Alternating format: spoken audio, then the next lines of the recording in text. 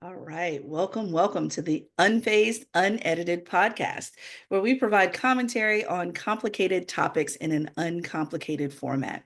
I'm Dr. Shaunna Payne Gold, and I go by she, her, hers pronouns. And Dr. Lisa, we are coming to the end of January, parlaying into February. I saw a post the other day that said, oh, if you're looking for Black History Month, it starts January 1st and it goes through December 31st. So I know we're on the precipice of lots of other things in this coming month, but how are you doing at the end of January here? I am doing okay, hanging in there in the first of my two least favorite months of the year. So I'm halfway through, I guess, because February is my second least favorite month. But Right. thankfully, it is only 28 days. Um, yeah, so little cold, little snowy, Mm-hmm. Mm-hmm. but working my way through 2025. Yeah. February is my birthday month. And as a kid, I just always learned don't get too excited about any parties or anything because, any weather that comes, your hopes are dashed, of course. Yeah, So, anyway. that's a rough month to have a birthday. It Yeah. is. It Yeah. is exactly. So I just don't get my hopes up in February, right? Um, but let's get into it here. What's our word of the week, Lisa? All right. So this week we are gonna define oppression, which is funny because when we were talking about what we were gonna do this week, we were like, have we done that word? Because Right. oppression is a word that I feel like comes out of my mouth every fifth word. Um, and so it doesn't look like we did. So since we're, starting off the new year here, and you will likely hear the word oppression from us 700 times over the course of 12 months, we thought it would be a good idea to revisit or define. So oppression is unjust or a cruel exercise of authority or power. And on the other side of things, it's a sense of feeling weighed down in body or mind. And we use the term oppression broadly to represent any behavior or policy or attitude that causes harm to other people, oppresses people. But I think the piece I want to stress here, and Shaunna, please jump in, is that it's not always obvious. Oppression is not always obvious, right? So something can be oppressive and can cause that feeling of being an oppressed person in body or mind without it being explicit. So it could be something Mm, that's happening in the background that's happened for generations, but mm-hmm. is just kind of operating. Mm-hmm. Um, Oh yeah. so it doesn't have to be someone explicitly saying something or doing something, I think. Oh yeah, absolutely. I'm still toying with this example really quickly, Lisa, that I had with a friend of mine as we were talking. He is an academic, and so he asked me why I didn't change my name back to my maiden name when I was no longer married, right?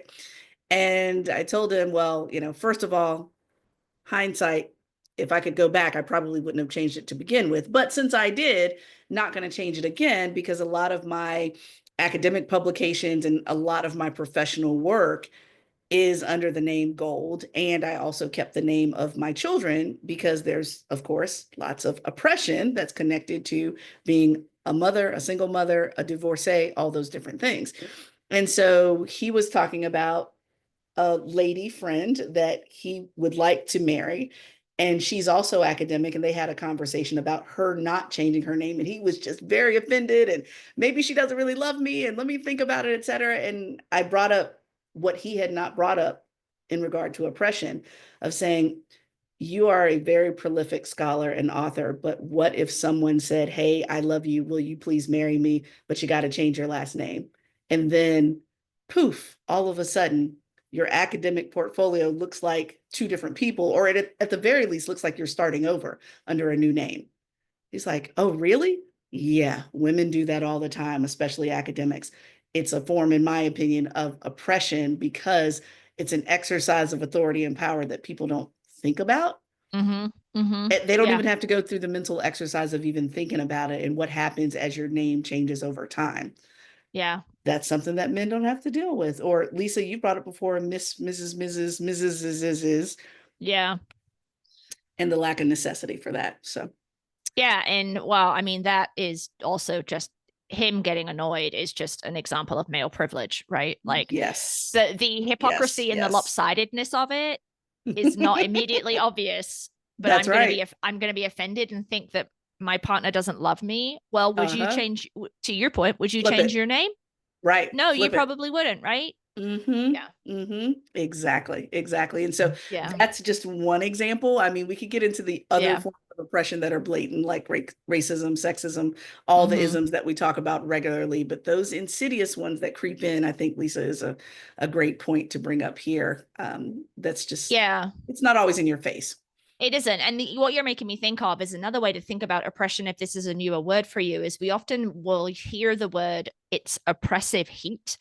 Oh, yeah, yeah. Outside of the DEI context, right? So if I say to you the heat was oppressive, it probably conjures an image of like really heavy, hot, humid heat where you just feel kind of beaten down by it. And so I Mm-hmm. think then Mm-hmm. if you take that feeling and that concept and apply it to systems or identities, that's what it feels like to be oppressed, Absolutely. right? And Absolutely. the application of pressure, oppression, Mm-hmm. right? But Mm-hmm. it's not a Mm-hmm. 95-degree humid day. It's more insidious. Yeah. That's right. Exactly. Exactly. Oh, such a great example. Yeah, Mm-hmm. absolutely. All right. Well, let's jump into phase one, Lisa. I'm very excited to talk about this topic because I can't remember what I was reading, but an article popped up about our newest generation. Given that we're a month into 2025, we are starting a new sociological generation. So for those of us who have thrown around the generations of, whether it's the boomer generation, Xers, Lisa and I, we're going to go ahead and share our own bias. We are Xers, millennials, etc. Well, 2025 starts generation beta. And so that is anyone that's born between 2025 and 2039. And so now we have this new generation that's on the heels of even my children, who are generation alpha, born between 2010 and 2024. And Lisa, I really appreciated the scholarship that's already starting to emerge about the generation, because it's taken on a little bit of a difference in how it's being described, right? Which I think is pretty cool. Meaning that the naming and the labeling of generations in times past have been in such a way that they're meant to kind of describe the group, but then it really doesn't, because then people who are outliers are like, oh, I don't want to, I don't want to assimilate into that group. Or some people who intentionally assimilate into the name, even though that may not be who they are. So, if you're thinking about millennials, for example, then it's named around possibly a single event, right? The turn of the millennium or something around those descriptive words. Whereas once we start getting into generation alpha, beta, gamma, delta, that's when we start getting into generations where it's less focus on trying to describe the generation, but more so trying to standardize that this is going to be the group and the boundaries of the group that they're looking at over time when it comes to looking at generational analysis and then comparing it around the globe, right? So I think that's pretty cool to say. But when it comes to generation beta, let's get into some of the characteristics, Lisa, because what I thought was super interesting was that I remember my mind being completely blown when I realized that my kids will never have known, for example, a United States where there wasn't a Black president, right? And so many generations before them that were, waiting for the day, thinking they would never see it, right? And they're born with the understanding of that's just the way it's always been. Or um native technology, they've never not had an experience where they could look at a phone and see someone's face. Like, it's odd to them to pick up a phone and just call without seeing someone, right? Kind of like the Jetsons cartoons back in the days. Well, with this particular generation, this is a generation that will never have understood life without technology, obviously, but also specifically AI. That's what's pretty interesting to me is that, hmm, everything pre-AI is going to be, I don't even know what type of intelligence we should call it, frankly. Maybe there is a name for pre-AI and post-AI intelligence, but I thought that was pretty interesting. And then they also mentioned that this generation literally won't have any corner of their lives that isn't affected or possibly enhanced by technology. Literally everything. And so for me, that was just a mind blower. There's lots of other things going on with that, but yeah, we're on the precipice of going into this new generation, 2025 to 2039, and what that means as far as their commonalities across this age group. There's a couple of things that are interesting to me. The kind of arbitrariness of the dates, the years, Yes, right? yes. Because you don't necessarily know that trend, whether that trend will end in 2039 from 2025, right? You don't have a good sense. There could be some more unifying components that go beyond that or end sooner than that. The other thing I think is really interesting is Generation X, you and I, then it was Generation Y that became millennials, and then Gen Z, right? So baby boomer was actually the last generation that a had a had a name that wasn't more generic. So then we have Gen X, which is kind of a forgotten group. We always get forgotten. And then, so I think the X works there, right? And then Generation Y morphed into millennials. So it could, so, and Gen Z, I don't think has morphed into anything else. Gen Z is still just Gen Z, right? Yeah, So I think so. I'll be curious to see whether alpha and beta, whether the push to standardize or kind of dename these generations actually sticks, or whether, like with the millennials, something happens that then supersedes or takes over that generic naming. Well, and what I think is interesting though is, like, for example, I remember, especially when it was connected to a major historical event, like, for example, let's say 9/11, for example. The question is, what are we describing? Are we attempting to describe the group, or are we attempting to describe the experience, right? So their experience is everybody in this group experienced 9/11, for example, or most people in this group experienced the Great Depression, for example, my grandmother's age. And so it does beg the question of, what do we, if the alpha, beta, gamma, delta changes into something, is it going to describe the group, or is it going to describe the socio-political context that surrounds the group that affects them, and then the outcomes fall where they may? Yeah.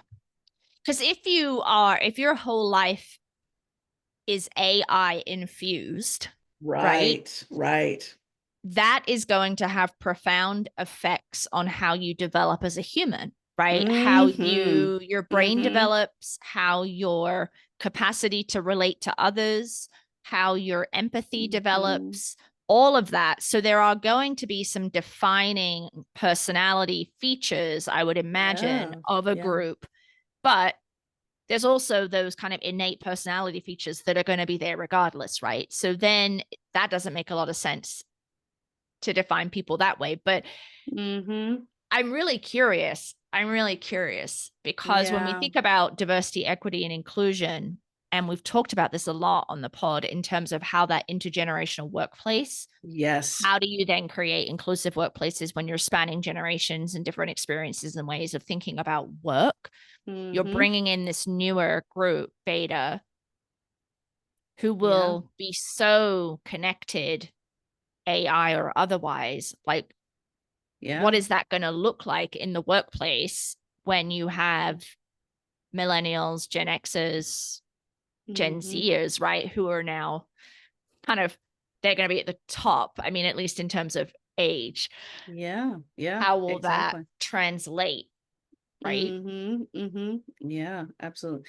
Well, and, you know, even thinking about, for example, what are the needs? Because I think we've talked about this a little bit before, but even what are the needs of caretakers, for example? Because Generation Beta is being born to primarily younger millennials, so anywhere between 31 and 45, and then older Gen Zers, so 16 to 30. So 16 to 45 are the folks that are having mostly Gen Beta. So 16 to 45 in the workplace will also need more caregiving support Right. for themselves as well. And so, you know, with that, I'm like, oh, this is going to be interesting because what will they need or what would they not need? Well, um, with, yeah, like automation, does that mean that like elder care and care for older adults is all going to be automated? And so Automated. all these Mm-hmm. Generation Beta kids are going to be like, that's not my responsibility. You go Mm-hmm. somewhere where you're looked after by some android or something. I don't know. Right. Exactly. Which then changes the workforce as well, because that means that there'll be Yeah. more people available to work because they have less caregiving responsibility for their elders. Like Right. that, all that shifting is going to happen as a Mm-hmm. result of their expectations. And also, too, I think one of the areas before we move on that I'm thinking about, which I need to mull it over a little bit more, is the workplace ethics piece of AI, right? So I've had Oh, okay. conversations with, for example, with my son who is Generation Alpha, where we've talked about using AI for research, for papers, for all different types of things, right? And what was so interesting was, of course, mommy's considered old school to a 13-year-old. Of course I am, Mm-hmm. right? But when I asked him about writing his paper, he said, well, I started writing the paper. I've gotten my paragraphs, you know, kind of fleshed out. I used AI to get started because he was using it for an idea, not to write the entirety of the paper, right? And so the Okay. ethical piece of it is now there's going to be some people that do use it to write the whole paper, or, you know, Yeah. people in Yeah. business that do use it to write a whole manuscript. And so when it comes to ethics, what's allowed, what's not allowed, I could tell on Trey's face, he was almost starting to explain himself. Okay, mom, before you fly off the handle, I was solely using it to get an idea. I did not use it to write the paper, which would then break the honor code of my school, da da da da da.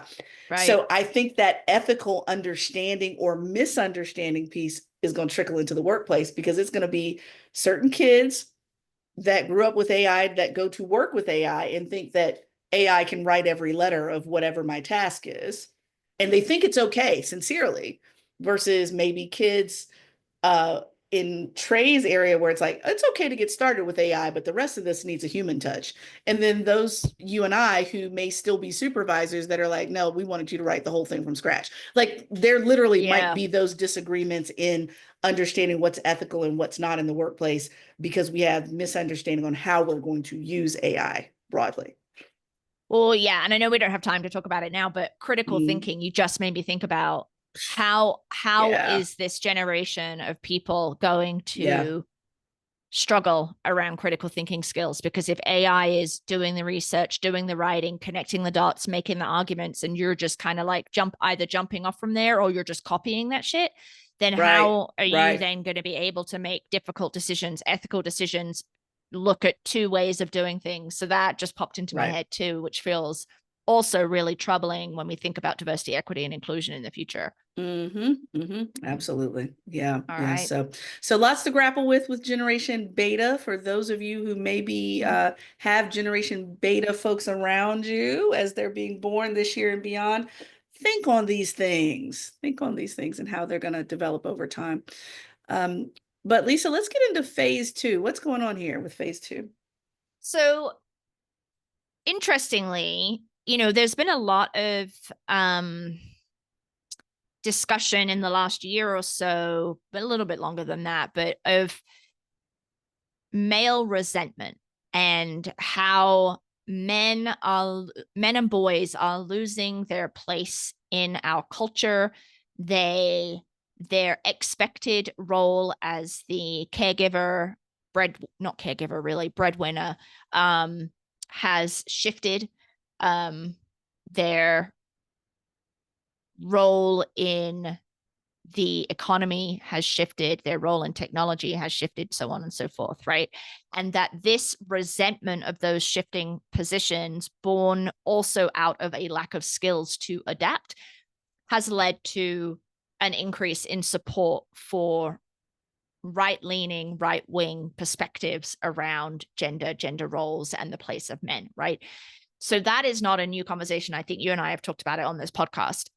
What's interesting, though, is that in middle and high schools across the country, we're seeing a little bit of a counter push against that kind of boxed in idea of masculinity and what it means through these groups that are meeting in schools of young boys who are taking their lunch hour or other times to have facilitated conversations or discussions, either with a teacher or some other person, about what it means to be a boy, about what it means to be a man, and kind of how they understand masculinity and what that looks like for them. And also, you know, kind of at the same time, they're building more authentic emotional connections with other boys, right?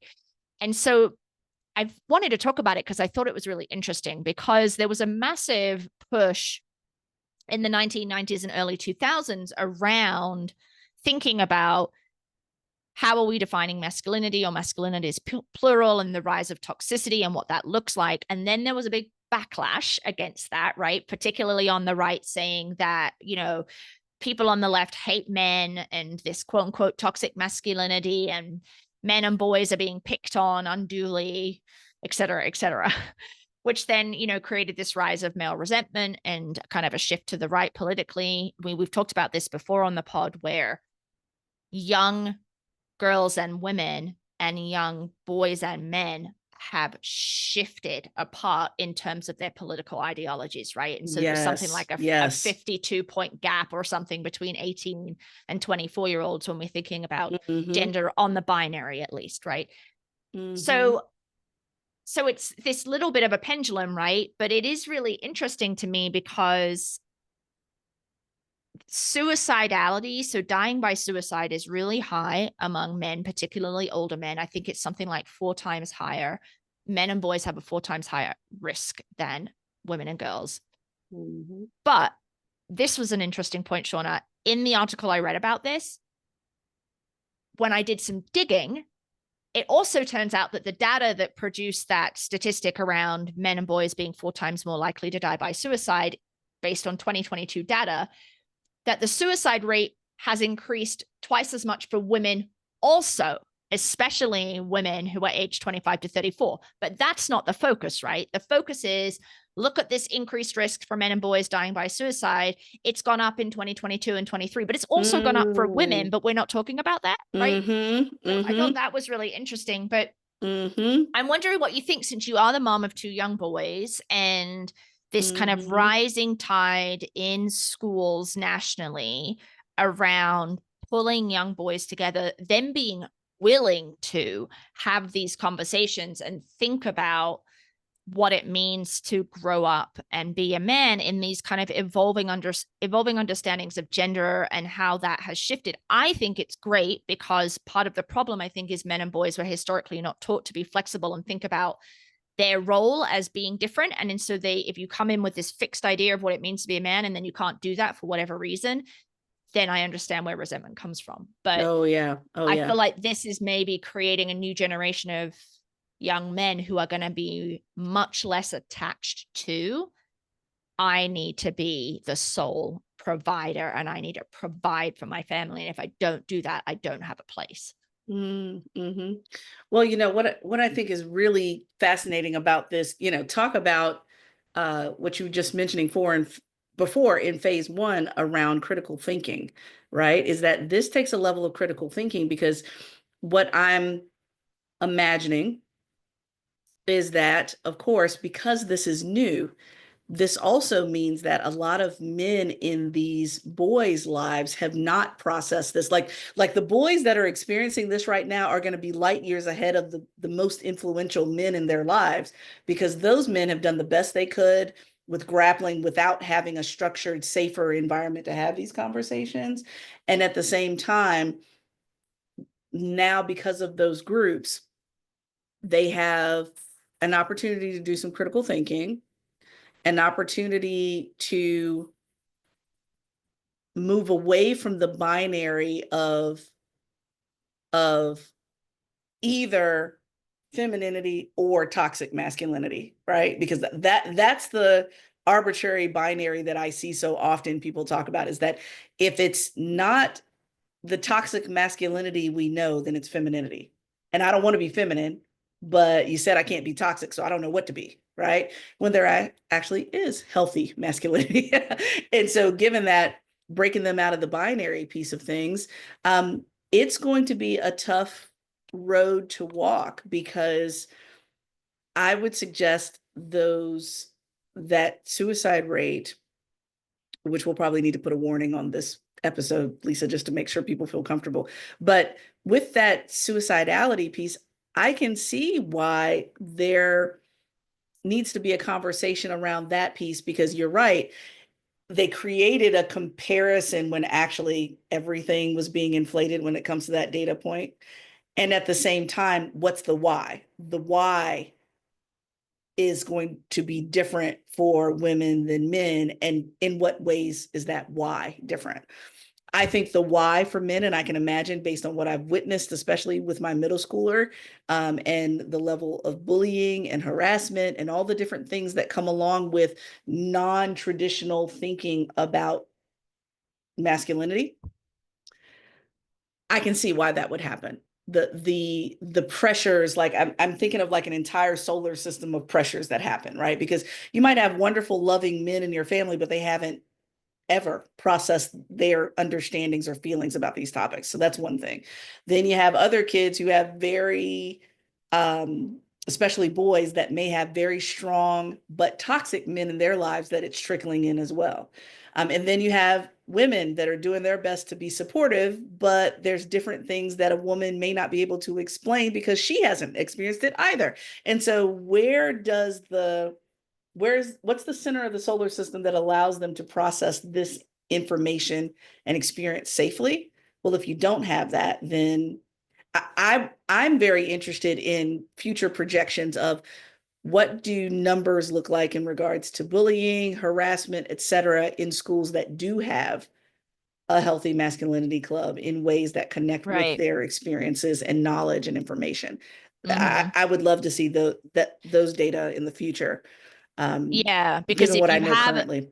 if you have an environment that encourages this club, even if there's only 15 boys in the club, Right, that probably right. says something about the acceptability of embodying Mm-hmm. a different way of being a boy, right? Mm-hmm. And having like close boy friends, right? That you Right, can talk right, about, because that's one of the other things, is that many boys and men do not have close relationships. They don't talk about their emotions, they right. don't talk about their feelings. That's pretty stereotypical, right?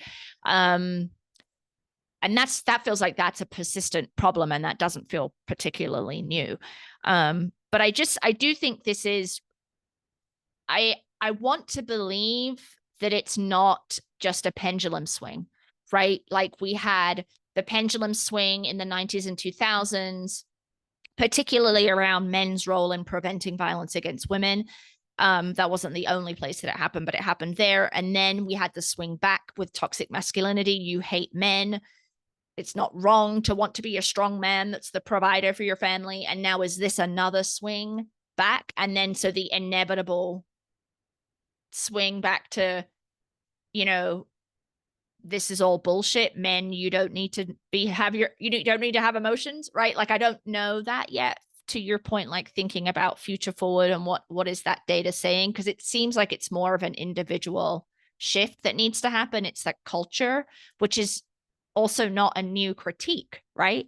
That we need to shift the culture where it's okay for you to express yourself in an emotionally vulnerable way, and that says nothing about your masculinity, right? Like it's just a non-issue.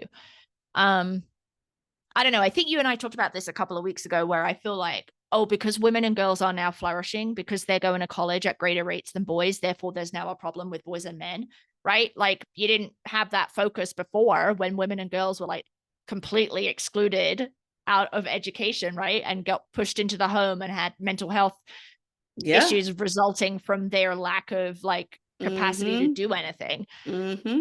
But now it's boys. So now we're like something's on fire, right? So Yeah. Yeah. I have some feelings around that, but I also want to be supportive of young boys to explore who they are and recognize Uh-huh. that Uh-huh.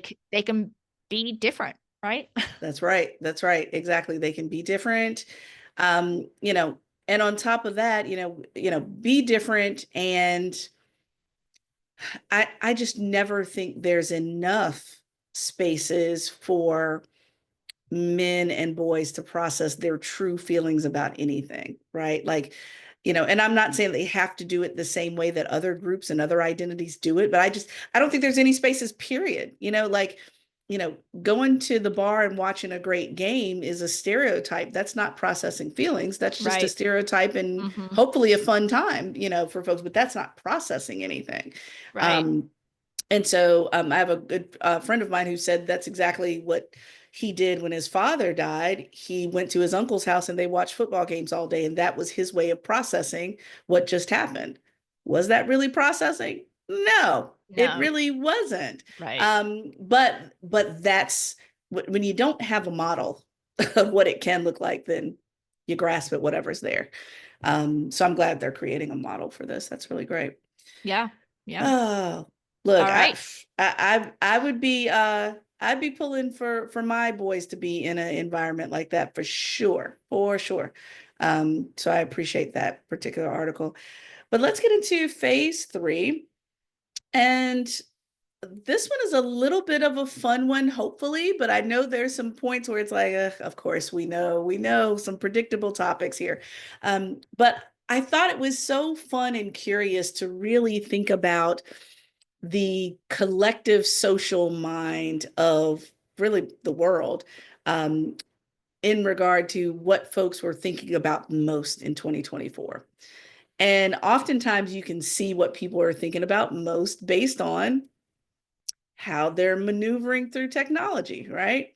Lisa, I think I told you about how immediately following the election, there were thousands of Google searches around the topic of how can I change my vote, right? Like there was at least a pocket of collective thought around, uh-oh, cringeworthy, how can I change my vote if it's even possible, right? So based on data, we could see that this number or this pocket of folks in the US, or at least US citizens, were thinking about that topic.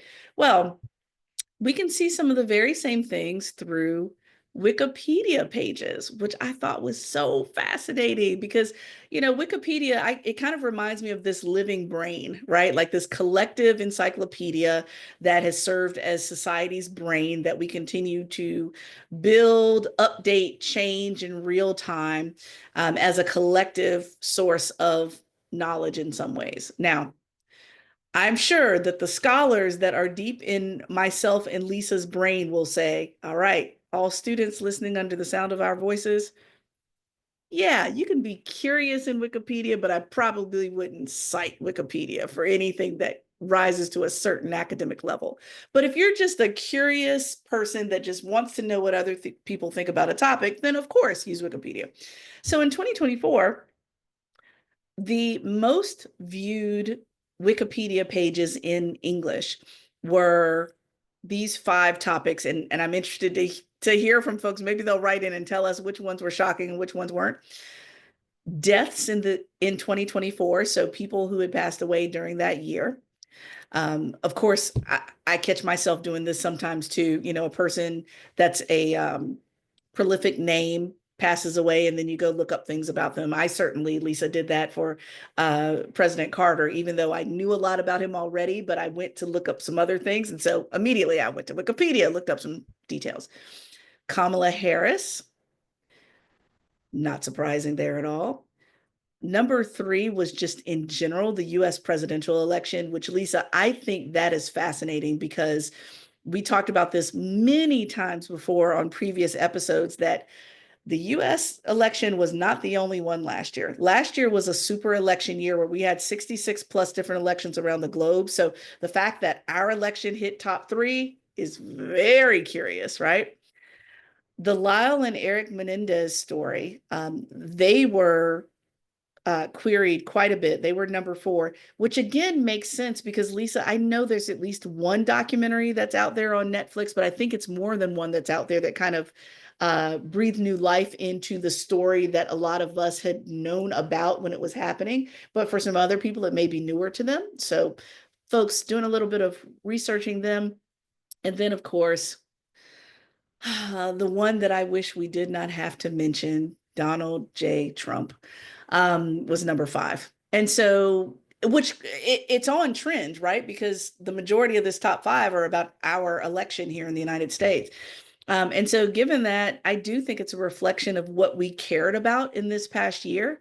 But at the same time, I think, Lisa, what does it say about our collective priorities in the moment? Because I'm also thinking about the things that didn't make this top list, like some of the fun stuff that was still in our world last year. Like I was expecting the Olympics to at least pop in there. It wasn't in the top. I don't even think it was in the top 10, maybe top 13. And so things like that I thought would be in that top echelon of the list weren't. So Lisa, tell me how you feel in response to this top 5. I know it's probably not surprising, but are there any folks or experiences that you thought should have been in there?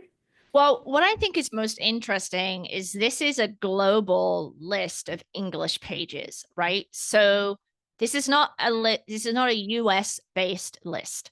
So Lyle and Eric Menendez is curious that it would be number 4 when we're talking about global people around the globe, right? So I think that is largely probably driven by US based viewers. And I think I had something like 26 million people looked that up. So I'm not sure how useful it is. I think it is useful. Okay, so the whole world, we had 3 Kamala Harris 2024 election generally in the US and Donald Trump. So 3 of the top 5 globally English pages were about the United States election, which shows, I think, the stakes in terms of how the outcome was really being watched globally. So that's interesting to me. But then, on reading some, we'll include the links to the articles for folks, but also because India is a very heavily populated country. So there's also a lot of English pages related to the India election, where Modi got reelected, right? So there's also they're in the top 20, I think, like cricket and like other sports that are valued and appreciated in the country of India, also featured. So then you're like, okay, so are these numbers of English pages, English language pages, being driven by India and the United States? So that's curious to me because they're very different countries. But then I'd also want to see, let's break it down by country. Let's still look at English pages, but let's look at what the top 5 are segmented by country. I'm not sure that the US would be a whole lot different, but I believe it would look different. But okay, so then if we did segment it by country and the US presidential election still appeared in the top 5, then that's just further evidence of how important the election was to people thinking about it globally, right? Yes. I don't think Lyle and Eric Menendez would be on the India list. I don't think it would be on the UK list. I don't think it would be on Australia's list, right? But it does say a lot about who we are, right? Where is our curiosity? What are the things that interest us? I know that Project 2025 was also in the top 20. And if you remember, Project 2025 was this massive document put forth by the Heritage Foundation, a right-wing think tank about their plans for Yeah. what to do in the presidency after 2025. Mm-hmm. But I don't Yeah. think that would have made the top 20 in other countries, right? No, I don't think so. Like, for example, Lisa, Deadpool, for example, made the top 10. Like Deadpool, the movie, Deadpool and Oh, Wolverine made the movie. I like don't globally? know. So What? I'm like, okay, right. So I'm like, okay, this is interesting because almost everything else is election focused. So yeah, I I mean, think it's this is fascinating. it's interesting, right? Because the US as a country Hmm. thinks that it's the shit, right? Like it thinks that it is the center Yes. of the universe. It does, in its foreign policy, in the way that it kind of like Hmm. maneuvers itself geopolitically. So Hmm. then to see its centrality in Wikipedia page lookups Right, right. globally kind of That's affirms that. But then I wonder, is that chicken or egg, right? Is that because that's the US right. puts itself out there and so people are more interested to understand it? And then that then leads to this bigger ego. I don't know. But I think it does say Yeah. something about the US's position Hmm. globally, and from a DEI perspective, how much does that influence other countries' Hmm. trajectories or decisions or policies, right? Like if we are, I mean, this is Wikipedia. I'm totally speculating and I'm going, I'm like, this is a very Yeah. thin thread at this point, but Uh-huh. Uh-huh. I do wonder how, what that means in terms of our Mm. influence, the country's influence. Yeah, yeah, absolutely. Well, now here's the thing, circling back to what we were talking about before around generations and generation beta and focus on AI and so forth. I will say that although it didn't rise to the level of a category of in the top 5, top 10, the most visited article itself in Wikipedia was actually Chat GPT. Oh, And okay. so category versus actual article is also another slice that we could look at as well, to think about what were the major priorities of the world, over the last year. And so I appreciate how that kind of bubbled up as well, because we don't want to overlook, the millions of folks that looked at Chat GPT specifically. So yeah, I think it's Mm-hmm. fascinating. I'm always interested in what trended over the year, because again, it tells us what folks are concerned about, prioritizing. Now I really feel nosy, Lisa. I want to go and look at previous years list. So what was Oh, and prevalent in compare. 2022? Yeah. So, Mm. 2023, 22, 21, what were the priorities during those times as well? Because obviously 2020 was, clearly pandemic laden. So I wouldn't be surprised in seeing, top 9 out of 10 is all pandemic stuff. But, beyond that, what's been important to people and why? Um, and Lisa, let's think about the already inherent bias in Wikipedia. We know that Wikipedia is going to lean in a particular direction based on age, because there are certain age slices, generations Yeah. possibly, that use Wikipedia more than others. Yeah. Like, Yeah. I'm not expecting my 99-year-old grandmother to be looking up Deadpool and Wolverine on Wikipedia. Like, come on here. So, some of those inherent biases that we also want to consider as well. But I thought that was a pretty cool uh, data set to kind of think about. So, Yeah, I actually just clicked through to the main Wikimedia Foundation year in review yes. page, which is different. And Hmm. the English Wikipedia has the most edits. And there's a Oh. German, a French, a Spanish, a Russian, an Italian, Japanese, Chinese, Polish, and Ukrainian that's Hmm. on this list of top 10 edited Wikipedias. And Hmm. the English Wikipedia has 31 million, and the next highest is the German Wikipedia at 5.5 million edits. Oh, So you've got that bias. interesting. So there's the English language bias in terms of what information is available in what languages. That's also going to affect the results. That's really interesting. Yeah, that's right. So it looks like Wikipedia has 136 languages. So there you have it. Mm-hmm. So Hmm. there is Interesting. a Wikipedia rabbit hole for you to go down about Wikipedia pages That's in right. 2024 that you That's don't right. then want to quote in any kind of essay or paper, but could burn a couple of hours of your time if you're looking for something to do. That's exactly right. Yes, yes, yes, yes, absolutely. Well, the person that originally curated Wikipedia, I believe, is named Jimmy Wales. I love this quote that he lists here. His quote says, "Imagine a world in which every single person on the planet is given free access to the sum of all human knowledge. That's what we're doing."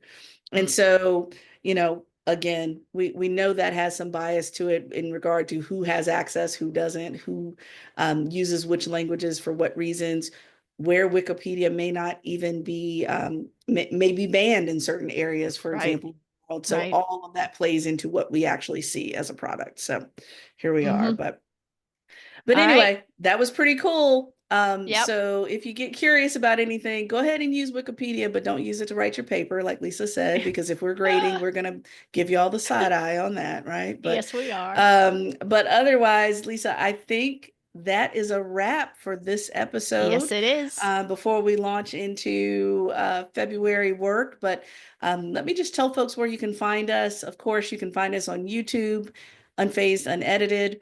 Also, Apple Podcasts and Spotify. You can find us there.